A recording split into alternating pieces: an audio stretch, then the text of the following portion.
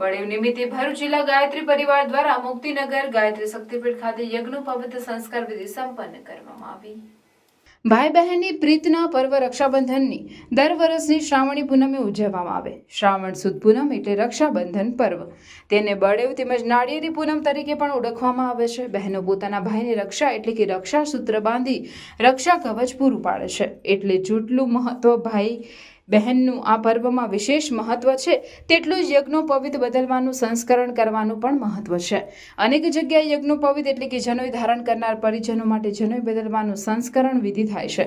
તે નિમિત્તે ભરૂચ જિલ્લા ગાયત્રી પરિવાર દ્વારા મુક્તિનગર ગાયત્રી શક્તિપીઠ ભરૂચ મુકામે યોજાયેલ કાર્યક્રમમાં યજ્ઞોપવિત સંસ્કાર વિધિ સંપન્ન કરવામાં આવી હતી, જેમાં યુવાનો અને વડીલોએ ગાયત્રી મંત્રોચ્ચાર તેમજ વૈદિક વિધિ સાથે પરિજનોએ યજ્ઞ કર્મકાંડ સાથે યજ્ઞોપવિત બદલવામાં આવી।